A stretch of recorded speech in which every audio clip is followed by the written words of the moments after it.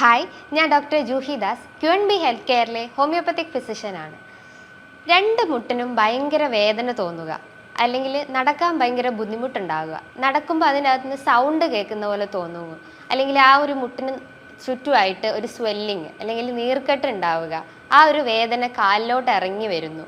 ഇങ്ങനെ പല പ്രശ്നങ്ങളായിട്ട് പേഷ്യൻസ് വന്ന് പറയാറുണ്ട്. ഇതിൻ്റെയൊക്കെ പിന്നിൽ ഒത്തിരി റൂട്ട് കോസ് ഉണ്ടാവും. എന്നുവെച്ചാൽ റൂട്ട് കോസ് എന്ന് പറയുമ്പോൾ അതിൻ്റെ പിന്നിൽ എന്തെങ്കിലും ഒരു പെത്തോളജി ഉണ്ടായിട്ടുണ്ടാവും. പെത്തോളജി എന്ന് പറയുമ്പോൾ ആ ഒരു നീ ജോയിൻ്റ് ഉള്ളിലായിട്ട് എന്തെങ്കിലും ഒരു ഇൻഫ്ലമേഷൻ അല്ലെങ്കിൽ ഒരു സ്വെല്ലിംഗ് ആയിട്ടോ അല്ലെങ്കിൽ മറ്റെന്തെങ്കിലും ഇഞ്ചുറി ആയിട്ടോ ആ ഒരു നീ ജോയിൻറ്റിന് സംഭവിച്ചിട്ടുണ്ടാവും. അതുകൊണ്ടായിരിക്കും പേഷ്യൻസ് ഇങ്ങനെ പെയിൻ ആയിട്ടും അല്ലെങ്കിൽ നല്ല നീർക്കെട്ടുണ്ടെന്ന് പറയുന്നത് അല്ലെങ്കിൽ ഇൻഫ്ലെയിംഡ് ആയി എന്നൊക്കെ പറയപ്പെടുന്നത്. ഇതിൻ്റെ പിന്നിലുള്ള കോസസ് എന്ന് പറയുമ്പം പ്രധാനമായിട്ടും പറയുന്നതാണ് നമുക്ക് എന്തെങ്കിലും ന്യൂട്രീഷണൽ ഡെഫിഷ്യൻസീസ് എന്ന് പറയുമ്പം നമ്മൾ എടുക്കുന്ന ഡയറ്റ് ഇംപ്രോപ്പർ ആയി കഴിഞ്ഞാൽ, ഡയറ്റ് എന്ന് പറയുമ്പം നമ്മൾ വൈറ്റമിൻ ഡി സപ്ലിമെൻറ്റ്സ് അല്ലെങ്കിൽ വൈറ്റമിൻ ഡി റിച്ച് ആയിട്ടുള്ള ഫുഡ് ഐറ്റംസ് എടുത്തിട്ടില്ലെങ്കിൽ, വൈറ്റമിൻ ഡി എന്ന് പറയുമ്പോൾ ഒരു സൺഷൈൻ വൈറ്റമിൻ ആണ്. നമുക്കത് സൺലൈറ്റിലൂടെയാണ് നമ്മളെ ബോഡിയിൽ അത് അബ്സോർബ് ചെയ്യപ്പെടുന്നത്. അതിൻ്റെ സഹായത്തോടെയാണ് നമുക്ക് കാൽഷ്യത്തിൻ്റെ ആ ഒരു മെറ്റബോളിസം പ്രോപ്പർ ആവുന്നത്. കാൽഷ്യം മെറ്റബോളിസം പ്രോപ്പർ ആയാലുള്ളൂ നമ്മളെ എല്ലാ ബോൺ അല്ലെങ്കിൽ ജോയിൻറ്റ്സ് മസിൽസിനെല്ലാം ഒരു സ്ട്രെങ്ത് ഉണ്ടാവുള്ളൂ. അപ്പം ഈ ഒരു കാൽഷ്യം അല്ലെങ്കിൽ ഈ ഒരു വൈറ്റമിൻ ഡി ഡെഫിഷ്യൻസിയാണ് ഇതിൻ്റെ ഒരു പ്രധാന കാരണം. മറ്റൊരു പ്രധാന കാരണം എന്ന് പറഞ്ഞു കഴിഞ്ഞാൽ എന്തെങ്കിലും ഒരു ഇഞ്ചുറി, അത് നമ്മളൊരു ഏജ് ഗ്രൂപ്പ് നോക്കുമ്പം, ഫസ്റ്റ് ഓഫ് ഓൾ ഒരു നീ ജോയിൻ്റ് ഇത് നോക്കുമ്പം ഏജ് ഗ്രൂപ്പ് ആദ്യം നമ്മൾ കൺസിഡർ ചെയ്യുക. ഒരു യങ്ങർ ഏജ് ഗ്രൂപ്പ്, അതായത് ഒരു 25 അല്ലെങ്കിൽ ഒരു 30 ആ ഒരു ഏജ് ഗ്രൂപ്പ് ആണെങ്കിൽ എന്തെങ്കിലും ഒരു ഇഞ്ചുറി ആയിരിക്കാം. എന്ന് വെച്ചാൽ കുട്ടികളിലാണെങ്കിൽ ചെറിയൊരു ഇഞ്ചുറി കൊണ്ടായിരിക്കാം ഈ ഒരു നീ പെയിൻ വരുന്നതെന്ന് പറയുന്നത്. കുറച്ചുകൂടി ഏജ്ഡ് ആയിട്ടുള്ള ആളുകൾ, അതായത് ഒരു 40+ ആയിട്ടുള്ള ആളുകളിലാണെങ്കിൽ ഈ ഒരു നീ പെയിൻ എന്ന് പറയുമ്പോൾ അതിനൊരു റൂട്ട് കോസ് ഉണ്ടാവും. റൂട്ട് കോസ് എന്ന് പറയുമ്പം എന്തെങ്കിലും ഒരു പെത്തോളജി അതിൻ്റെ പിന്നിലുണ്ടാവും. പെത്തോളജി എന്ന് പറയുമ്പം അത് മേ ബി സന്ധി റിലേറ്റ് ചെയ്ത്, അതായത് വാദ റിലേറ്റ് ചെയ്തിട്ടുള്ള അസുഖങ്ങളാവാം. അതായത് നമുക്ക് ഓസ്റ്റിയോ ആർത്രൈറ്റിസ് കൊണ്ട് ഈ നീ പെയിൻ വരാം, അല്ലെങ്കിൽ റുമാറ്റോയിഡ് ആർത്രൈറ്റിസ് കൊണ്ട് ഈ നീ പെയിൻ വരാനുള്ള ചാൻസസ് ഉണ്ട്, അല്ലെങ്കിൽ സോറിയാറ്റിക് ആർത്രൈറ്റിസ്, അല്ലെങ്കിൽ ഗൗട്ടി ആർത്രൈറ്റിസ്, അതായത് യൂറിക് ആസിഡ് കൂടിയിട്ട് നമ്മളെ ജോയിൻസിലൊക്കെ ഡിപ്പോസിറ്റ് ചെയ്തിട്ടും അങ്ങനെയും നമുക്ക് നീ പെയിൻ ഡെവലപ്പ് ചെയ്യാനുള്ള ഒരു ചാൻസസ് ഉണ്ട്. മൂന്നാമതായിട്ടുള്ളൊരു കോസ് എന്ന് പറഞ്ഞു കഴിഞ്ഞാൽ നമുക്ക് ഈ ഡെഫിഷ്യൻസി എന്ന് പറഞ്ഞു. പിന്നെ ഒന്ന് പറയുന്നതാണ്, നമുക്ക് സ്ത്രീകളിൽ നോക്കുമ്പം ഒരു പ്രായം എത്തുന്നതിൻ്റെ മുന്നേ തന്നെ അവരെ യൂട്രസ് റിമൂവ് ചെയ്യുന്ന ഒരു കണ്ടീഷൻസ് ഉണ്ടെങ്കിൽ, അതായത് അവർക്ക് ഫൈബ്രോയിഡോ അല്ലെങ്കിൽ എന്തെങ്കിലും ഒരു സിസ്റ്റൊക്കെ ഉണ്ടെങ്കിൽ ചിലപ്പം ആ ഒരു യൂട്രസ് റിമൂവ് ചെയ്യാനുള്ള ഒരു ചാൻസസ് ഉണ്ട്. അപ്പോൾ അത് റിമൂവ് ചെയ്ത് കഴിഞ്ഞാലും ഈ ഒരു നീ പെയിൻ വരാനുള്ള ചാൻസസ് ഉണ്ട്. മറ്റൊരു പ്രധാനപ്പെട്ട കാരണം എന്ന് പറഞ്ഞു കഴിഞ്ഞാൽ തൈറോയിഡ് റിലേറ്റ് ചെയ്തിട്ടുള്ള ഇഷ്യൂസ് ഉണ്ടെങ്കിൽ, അതായത് ഹൈപ്പോ തൈറോയിഡിസം പോലത്തെ എന്തെങ്കിലും മെറ്റബോളിക് ഡിസോർഡേഴ്സ് ഉണ്ടെങ്കിൽ നമുക്ക് നീ പെയിൻ വരാനുള്ള ചാൻസസ് വളരെ കൂടുതലാണ്. മറ്റൊരു കാരണം എന്ന് പറഞ്ഞാൽ ഞാൻ പറഞ്ഞു, നമ്മൾ ഏജ് ഗ്രൂപ്പ് നോക്കുമ്പോൾ യങ്ങർ ഏജ് ആയാലും എൽഡർ ഏജ് ഗ്രൂപ്പ് ആയാലും നമുക്ക് എന്തെങ്കിലും ഇഞ്ചുറി സംഭവിച്ചിട്ടുണ്ടെങ്കിൽ, ഇഞ്ചുറി എന്ന് പറയുമ്പോൾ ചിലപ്പോൾ നമ്മൾ കുഞ്ഞിലേ വീണതായിരിക്കാം, അത് ചിലപ്പോൾ നമ്മൾ അത്ര സിവിയറായി കണ്ടിട്ടുണ്ടാവില്ല. ജസ്റ്റ് ആ ഒരു ഇതിന് നമ്മൾ ചുമ്മാ അങ്ങ് തള്ളിക്കളയും, എന്താന്നുള്ള ഒരു കോസ് നോക്കാതെ നമ്മളത് ചുമ്മാ അങ്ങ് തള്ളിക്കളയും. പിന്നീടായിരിക്കും നമുക്ക് ആ ഒരു വേദന സിവിയർ ആകുമ്പോഴായിരിക്കും നമ്മളൊരു കോസ് മനസ്സിലാക്കുന്നത്, അല്ലെങ്കിൽ നമുക്കൊരു ഇഞ്ചുറി പറ്റിയിട്ടുണ്ടെന്ന് നമുക്ക് കോസ് മനസ്സിലാവുന്നത്. അപ്പം ഇഞ്ചുറി ഇതിൻ്റെ ഒരു പ്രധാനപ്പെട്ട ഒരു കാരണം എന്ന് പറഞ്ഞു. മറ്റൊരു പ്രധാനപ്പെട്ട ഒരു കാരണം എന്ന് പറഞ്ഞു കഴിഞ്ഞാൽ ഇന്നത്തെ ഒരു ലൈഫ് സ്റ്റൈൽ ഇതിൽ വരുന്നതാണ് ഒബേസിറ്റി, അഥവാ അമിതവണ്ണമുള്ള ആളുകൾ. ബിക്കോസ് നമ്മളെ നീ ജോയിൻറ്റ് അല്ലെങ്കിൽ ജോയിൻസിൻ്റെ ഒരു പ്രധാന ഫങ്ഷൻ എന്ന് പറഞ്ഞു കഴിഞ്ഞാൽ നമ്മളെ വെയ്റ്റിനെ താങ്ങി നിർത്തുന്നത് ഈ ജോയിൻസ് ആണ്. ബിക്കോസ് ഒരു ജോയിൻറ്റ് അല്ലെങ്കിൽ ഒരു നീ ജോയിൻറ്റിന് ഒരു 4 ഇരട്ടി നമ്മളെ ബോഡി വെയ്റ്റിൻ്റെ ഒരു 4 ഇരട്ടിയോളം അതിന് താങ്ങാനുള്ള ഒരു കപ്പാസിറ്റി ഉണ്ട്. അതിലധികമാവുമ്പോൾ അല്ലെങ്കിൽ നമ്മളെ ബോഡി വെയ്റ്റ് അധികമാവുമ്പോഴാണ് നമുക്ക് ഈ ഒരു വേദന അല്ലെങ്കിൽ ഒരു സ്റ്റിഫ്നെസ് ഒക്കെ ഡെവലപ്പ് ചെയ്യുന്നത്. അപ്പം ഒബേസിറ്റി ഇതിൻ്റെ ഒരു പ്രധാന കാരണമെന്ന് നമുക്ക് പറയപ്പെടാം. ഈ ഒരു കോസസ് അല്ലെങ്കിൽ ഇത്തരം കോസസ് ആണ് നമുക്ക് ഈ ഒരു നീ പെയിൻ അല്ലെങ്കിൽ ആ ഒരു സ്വെല്ലിങ് അല്ലെങ്കിൽ ഇൻഫ്ലമേഷനിലേക്കൊക്കെ ലീഡ് ചെയ്യുന്നത്. 90% ആളുകളിലും ഇവർ ചെയ്യുന്ന ഇത്തരം വേദന വന്നു കഴിഞ്ഞാൽ അവരെന്തെങ്കിലും ഓയിലോ അല്ലെങ്കിൽ എന്തെങ്കിലും ഒരു പെയിൻ ബാമൊക്കെ യൂസ് ചെയ്തിട്ട് അത് താൽക്കാലികമായിട്ട് അതിനെ ശമിപ്പിക്കുന്നു. അതിനൊരു ഫർദർ ട്രീറ്റ്മെൻറ്റ് എടുക്കാതെ അതിങ്ങനെ കാലാകാലം നിലനിന്ന് പോകുന്നു. അപ്പോൾ ഒരു ട്രീറ്റ്മെൻറ്റ് എടുത്തു കഴിഞ്ഞാലുള്ള അതിൻ്റെ റൂട്ട് കോസ് എന്താണ്, അല്ലെങ്കിൽ എന്തുകൊണ്ടാണ് അത് വന്നിട്ടുള്ളത്, അതായത് ന്യൂട്രീഷണൽ ഡെഫിഷ്യൻസി ആണോ അല്ലെങ്കിൽ ഇഞ്ചുറി കൊണ്ടാണോ വന്നിട്ടുള്ളതെന്ന് നമുക്ക് ഒരു പ്രോപ്പറായിട്ട് അതിൻ്റെ കാരണം മനസ്സിലാക്കണം. എന്നാലേ ഉള്ളൂ നമുക്ക് അതിൻ്റെ ഒരു ഫർദർ ട്രീറ്റ്മെൻറ്റിലേക്ക് മൂവ് ചെയ്യാൻ പറ്റത്തുള്ളൂ. അപ്പം ഈ ഒരു നീ പെയിന് ഇത്രയും കോസസ് ഉണ്ടെന്ന് പറഞ്ഞു. അപ്പം നമ്മൾ എന്തായാലും അതിൻ്റെ റൂട്ട് കോസ് ക്ലിയർ ആക്കിയതിന് ശേഷമേ നമ്മൾ അതായത് ന്യൂട്രീഷണൽ ഡെഫിഷ്യൻസി ആണെങ്കിൽ അത് ക്ലിയർ ആക്കുക. ന്യൂട്രീഷണൽ എന്ന് പറയുമ്പം vitamin D deficiency, calcium deficiency ആവാം, അല്ലെങ്കിൽ മെഗ്നീഷ്യം, സിങ്ക്, സെലീനിയം പോലത്തെ എന്തെങ്കിലും ഒരു ഡെഫിഷ്യൻസീസ് കൊണ്ടോ ഇത്തരം നീ പെയിൻ അല്ലെങ്കിൽ എന്ത് സംബന്ധമായിട്ടുള്ള രോഗങ്ങളും വരാനുള്ള ചാൻസസ് വളരെ കൂടുതലാണ്. അപ്പം നമ്മൾ ആ ഒരു റൂട്ട് കോസ് ആദ്യം ക്ലിയർ ആക്കണം. റൂട്ട് കോസ് ക്ലിയർ ആക്കിയാലേ ഉള്ളൂ എല്ലാം നമുക്ക് അതിൻ്റെ എന്താണോ പ്രശ്നങ്ങളുള്ളത് അത് നമുക്ക് കറക്റ്റ് ചെയ്യാൻ പറ്റുള്ളൂ. അപ്പം ഈ ഒരു നീ പെയിൻ അല്ലെങ്കിൽ ഈ ഒരു നീ പെയിൻ്റെ അല്ലെങ്കിൽ ആ ഒരു നീ ജോയിൻ്റെ ആ ഒരു സ്ട്രക്ചർ എന്തൊക്കെയാണ്, എന്താണ് അതിൽ അടങ്ങിയിട്ടുള്ളതെന്ന് നമുക്ക് ആദ്യം പറയാം. നീ ജോയിൻ്റ് എന്ന് പറയുമ്പോൾ ഒരു 4 ബോൺ ജോയിൻ ചെയ്തിട്ടുള്ളതാണ്. അപ്പോൾ ആ ഒരു 4 ബോണിൽ ഏതെങ്കിലും ഒരു ബോണിന് ഒരു ഡിഫോമിറ്റി വന്നു കഴിഞ്ഞാൽ, അതായത് ടിബിയ, ഫിബുല, പെറ്റല, ഇതിലൊക്കെ എന്തെങ്കിലും ഒരു ഡിഫോമിറ്റി വന്നു കഴിഞ്ഞാൽ അല്ലെങ്കിൽ ഒരു ഇഞ്ചുറി വന്നു കഴിഞ്ഞാൽ നമുക്ക് വേദന ഡെവലപ്പ് ചെയ്യാനുള്ള ഒരു ചാൻസസ് ഉണ്ട്. അല്ലെങ്കിൽ അതിന് ചുറ്റും മസിൽസ് ഉണ്ട്, ടെൻഡൻസും ലിഗമെൻസും ഒക്കെ കവേർഡാണ്. അപ്പോൾ ചെറുതായിട്ടൊരു ഇഞ്ചുറി വന്നു കഴിഞ്ഞാൽ ഈ ലിഗമെൻസും അല്ലെങ്കിൽ ഒരു ടെൻഡൻസും ഒക്കെ ഡാമേജ് ആവാനുള്ള ചാൻസസ് ഉണ്ട്. അപ്പോൾ ആ ഒരു ഇഞ്ചുറി അല്ലെങ്കിൽ ആ ഒരു ഇഞ്ചുറീൻ്റെ ആ ഒരു റൂട്ട് കോസ് എന്താണെന്ന് നോക്കിയിട്ട് നമ്മൾ അതാദ്യം ക്ലിയർ ചെയ്യണം.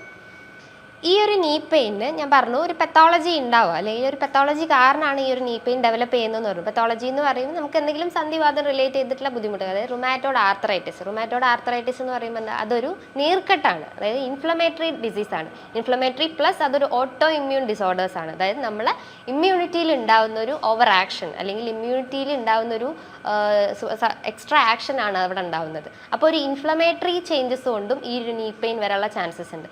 രണ്ടാമതായിട്ട് നമുക്ക് പറയാം ഓസ്റ്റിയോ ആർത്രൈറ്റിസ് എന്ന് പറയുമ്പോൾ ഈ ഒരു ജോയിൻസിൽ ഉണ്ടാകുന്ന തേയ്മാനം കൊണ്ട്, അതായത് നമ്മൾ അമിതമായിട്ട് നമ്മളെ ജോയിൻസ് യൂസ് ചെയ്യുകയാണെങ്കിൽ, അതായത് നമ്മൾ എന്തെങ്കിലും കൂടുതലായിട്ട് എന്തെങ്കിലും ഒരു വർക്കൗട്ടൊക്കെ ചെയ്യുമ്പോഴും അല്ലെങ്കിൽ ആ ഒരു ഫ്രിക്ഷൻ നഷ്ടപ്പെടുക, അങ്ങനെ വരുമ്പോഴും നമുക്കൊരു വേദന അല്ലെങ്കിൽ ഈ ഒരു സ്വെല്ലിംഗ് ഒക്കെ ഡെവലപ്പ് ചെയ്യാനുള്ള ഒരു ചാൻസസ് ഉണ്ട്. അപ്പം നമ്മൾ എന്താണോ നമ്മളെ കോസ്, ആ കോസ് ആദ്യം ക്ലിയർ ആക്കണം. ഇഞ്ചുറി ആണെങ്കിൽ ഇഞ്ചുറീൻ്റെ പ്രശ്നം എന്താണെന്ന് നോക്കുക, അല്ലെങ്കിൽ നമ്മൾ എടുക്കുന്ന ഡെഫിഷ്യൻസീസ് ആണെങ്കിൽ അത് ആദ്യം ക്ലിയർ ആക്കാൻ നോക്കുക. അല്ലെങ്കിൽ ഈ എന്ത് ഇൻഫ്ലമേറ്ററി ഡിസീസ് അല്ലെങ്കിൽ എന്ത് സന്ധിവാദം റിലേറ്റ് ചെയ്തിട്ടുള്ള അസുഖങ്ങളാണെങ്കിലും അത് ആദ്യം ക്ലിയർ ആക്കിയതിന് ശേഷമേ നമുക്ക് ഫർദർ ആയിട്ടുള്ള ഒരു പ്രൊസീഡിങ്സിലേക്ക് പോകാൻ പറ്റുള്ളൂ. ഈ ഒരു ഇത് വന്നു കഴിഞ്ഞാൽ അല്ലെങ്കിൽ ഈ ഒരു പെയിൻ ഒരു പേഷ്യൻസ് വന്നു കഴിഞ്ഞാൽ നമ്മൾ ആദ്യം ചെയ്യുന്നത് അവരൊരു ഹിസ്റ്ററി എടുക്കും. ഹിസ്റ്ററി എടുത്തതിന് ശേഷം അതിന് എന്താണ് അതിൻ്റെ റൂട്ട് കോസ്, അല്ലെങ്കിൽ അതിൻ്റെ പിന്നിൽ എന്തെങ്കിലും ഹിസ്റ്ററി ഉണ്ടോ, അല്ലെങ്കിൽ ഒരു ഹെറിഡിറ്ററി ടെൻഡൻസി ഉണ്ടോ, അല്ലെങ്കിൽ വേറെ എന്തെങ്കിലും കോസസ് ഉണ്ടോ എന്ന് ആദ്യം കണ്ടെത്തും. എന്നിട്ട് പേഷ്യൻസിൻ്റെ സിംറ്റംസ് എല്ലാം ഡീറ്റെയിൽ ആയിട്ട് എഴുതിയതിന് ശേഷം ആ പേഷ്യൻ്റെ അതായത് ഒരു ഇൻവെസ്റ്റിഗേഷന് സെൻഡ് ചെയ്യും. ഇൻവെസ്റ്റിഗേഷൻ എന്ന് പറയുമ്പോൾ നമുക്ക് നീ ജോയിൻറ്റിൻ്റെ ആ ഒരു എക്സ്റേ നമുക്ക് എടുക്കാം. എക്സ്റേ എടുത്തു കഴിഞ്ഞാൽ ആ ഒരു ജോയിൻ അല്ലെങ്കിൽ ആ ഒരു ബോണിന് എന്തെങ്കിലും ഒരു ഡിഫോമിറ്റി അല്ലെങ്കിൽ ഫ്രാക്ചറൊക്കെ സംഭവിച്ചിട്ടുണ്ടെങ്കിൽ എക്സ്റേയിലൂടെ മനസ്സിലാക്കാം. അല്ലെങ്കിൽ ഫർദർ ഒരു സ്റ്റഡി എന്ന് പറയുമ്പം MRI എടുക്കാം. MRI എടുത്തു കഴിഞ്ഞാൽ നമുക്ക് എന്തെങ്കിലും ഡിഫോമിറ്റിങ് അല്ലെങ്കിൽ എന്തെങ്കിലും നെർവ് ഡാമേജ് ഒക്കെ സംഭവിച്ചിട്ടുണ്ടെങ്കിൽ ഈ MRIയിലൂടെ മനസ്സിലാക്കാൻ പറ്റുന്നതാണ്. ഇനിയിപ്പം നമുക്ക് ബ്ലഡ് ടെസ്റ്റ് ചെയ്ത് കഴിഞ്ഞാൽ നമുക്ക് ഇൻഫ്ലമേറ്ററി ചേഞ്ചസ് ആണെങ്കിൽ നമുക്ക് C-റിയാക്റ്റീവ് പ്രോട്ടീൻ ടെസ്റ്റ് ചെയ്യാം. C-റിയാക്റ്റീവ് പ്രോട്ടീനിലൂടെ നമുക്ക് ഈ ഒരു ഇൻഫ്ലമേറ്ററി ചേഞ്ചസ് ഉണ്ട് അല്ലെങ്കിൽ ജോയിൻസിന് എന്തെങ്കിലും എക്സ്ട്രാ ഇതുണ്ടെങ്കിൽ ഈ C-റിയാക്റ്റീവ് പ്രോട്ടീനിലൂടെ മനസ്സിലാക്കാം. അല്ലെങ്കിൽ ANTI-CCP ചെയ്യാം. ANTI-CCP എന്ന് പറയുമ്പോൾ അതായത് റുമാറ്റോയ്ഡ് ആർത്രൈറ്റിസ് കേസസിലും ANTI-CCP ചെയ്യാവുന്നതാണ്. അതേപോലെ തന്നെയാണ് നമുക്ക് ബ്ലഡ് ടെസ്റ്റിൽ വരുന്നതാണ് കാൽഷ്യം ഡെഫിഷ്യൻസി ചെക്ക് ചെയ്യാം, അല്ലെങ്കിൽ കാൽഷ്യത്തിൻ്റെ സെറം കാൽഷ്യം ലെവൽ നോക്കാം. വൈറ്റമിൻ ഡി ഡെഫിഷ്യൻസി ഉണ്ടെങ്കിൽ അത് നമുക്ക് വൈറ്റമിൻ ഡി ടെസ്റ്റ് ചെയ്ത് കഴിഞ്ഞാൽ അതിനെന്തെങ്കിലും ഡെഫിഷ്യൻസി ഉണ്ടെങ്കിൽ ഈ ഒരു ബ്ലഡ് ടെസ്റ്റിലൂടെ മനസ്സിലാക്കാം. അപ്പം നമ്മൾ എന്താണോ നമ്മളെ കോസ് ഉണ്ടെങ്കിൽ അത് ആദ്യം ക്ലിയർ ആക്കാൻ നോക്കുക. അപ്പം ന്യൂട്രീഷണൽ ഡെഫിഷ്യൻസി ആണെങ്കിൽ നമ്മൾ പ്രോപ്പർ ആയിട്ടുള്ള ഒരു ഡയറ്റ് മെയിൻറ്റെയിൻ ചെയ്യാൻ ശ്രമിക്കുക.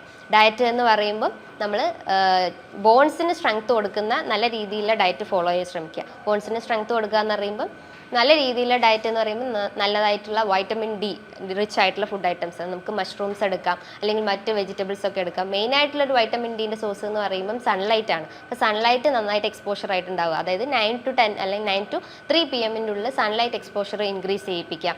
പിന്നെ നമുക്ക് കാൽഷ്യം റിച്ച് ആയിട്ടുള്ള ഫുഡ് ഐറ്റംസ് എടുക്കാം. കാൽഷ്യം എന്ന് പറയുമ്പം നമുക്ക് ചെറിയ ചെറിയ മത്സ്യങ്ങൾ, അതിനകത്തൊക്കെ ഒരുപാട് omega-3 ഫാറ്റി ആസിഡ്സ് അടങ്ങിയിട്ടുണ്ട്. ചെറിയ മത്സ്യങ്ങൾ എന്ന് പറയുമ്പോൾ അയല, മത്തി പോലത്തെ ചെറിയ ചെറിയ മത്സ്യങ്ങൾ കഴിക്കാം.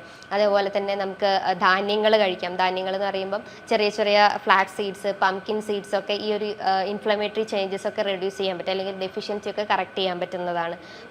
പാൽ ഉൽപ്പന്നങ്ങളും കഴിവതും ഒഴിവാക്കാൻ ശ്രമിക്കുക. ബിക്കോസ് അത് ഈ ഒരു ഇൻഫ്ലമേറ്ററി ചേഞ്ചസിനെ അഗ്രിവേറ്റ് ചെയ്യുക, അല്ലെങ്കിൽ അതൊരു ട്രിഗറിങ് ഫാക്ടറായിട്ട് അവിടെ വർക്ക് ചെയ്യുന്നുണ്ട്. അപ്പോൾ പാൽ ഉൽപ്പന്നങ്ങളും ഒഴിവാക്കാൻ ശ്രമിക്കുക.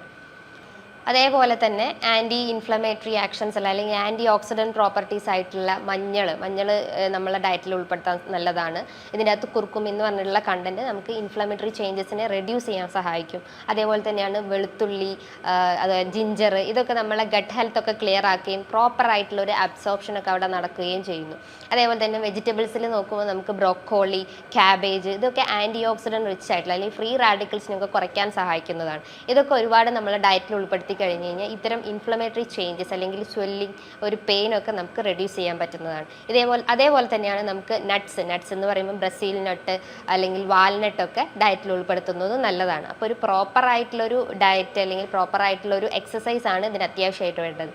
എക്സസൈസ് എന്ന് പറയുമ്പോൾ ഒരു ഹാഫ് സ്ക്വേറ്റിംഗ് പൊസിഷനിൽ നിന്നിട്ട്, അതായത് നമ്മൾ ചെയറിലിരിക്കുന്ന പോലെ ആ ഒരു ഇതിൽ നിൽക്കുക. അതാണ് ഹാഫ് സ്ക്വേറ്റിംഗ് പൊസിഷൻ എന്ന് പറഞ്ഞാൽ. അങ്ങനെ നിന്ന് കഴിഞ്ഞാൽ ആ ഒരു നീ ജോയിൻറ്റ് അല്ലെങ്കിൽ നീ ഒരു ഏരിയയിലേക്ക് കൂടുതലായിട്ടുള്ള സർക്കുലേഷൻ എത്തുകയും മസിൽസ് ഒക്കെ ആ ഒരു സ്റ്റിഫായി കിടക്കുന്നത് ഒന്ന് റിലാക്സ് ആവുകയും നമുക്കൊരു പെയിനൊക്കെ ഒന്ന് റിലീവ് ചെയ്യാൻ സഹായിക്കും.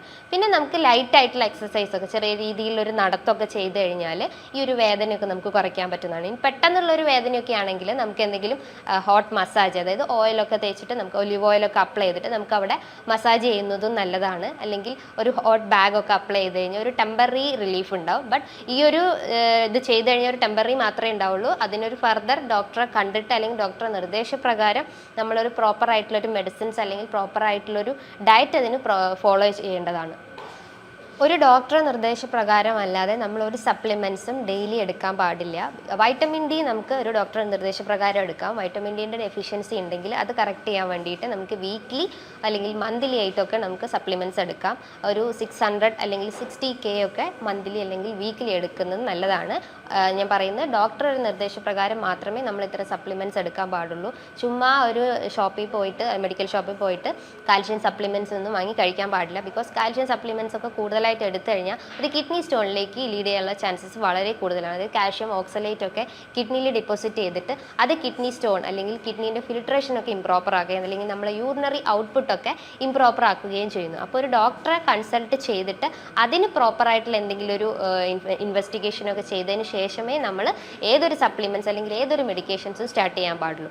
ഈ പറഞ്ഞിട്ടുള്ള, അതായത് ഡയറ്റ് നമ്മൾ നോക്കുക, എക്സസൈസ് മെയിൻറ്റെയിൻ ചെയ്യുക, പ്രോപ്പറായിട്ടുള്ളൊരു വാക്ക് അല്ലെങ്കിൽ പ്രോപ്പറായിട്ടുള്ളൊരു സ്ലീപ്പൊക്കെ മെയിൻറ്റെയിൻ ചെയ്തതിന് ശേഷം ഈ ഒരു വേദന നമുക്ക് അല്ലെങ്കിൽ ഈ ഒരു പെയിൻ അല്ലെങ്കിൽ ഒരു ഇൻഫ്ലമേറ്ററി ചേഞ്ചസ് ഒക്കെ നമുക്ക് റെഡ്യൂസ് ചെയ്യാൻ പറ്റുന്നതാണ്. ഇനി ഇതുമായി ബന്ധപ്പെട്ട് നിങ്ങൾക്ക് എന്തെങ്കിലും സംശയങ്ങൾ ഉണ്ടെങ്കിൽ താഴെ കാണുന്ന നമ്പറിൽ കോൺടാക്ട് ചെയ്യാവുന്നതാണ്. ഇനിയും മറ്റൊരു വീഡിയോയുമായി വീണ്ടും കാണാം. താങ്ക്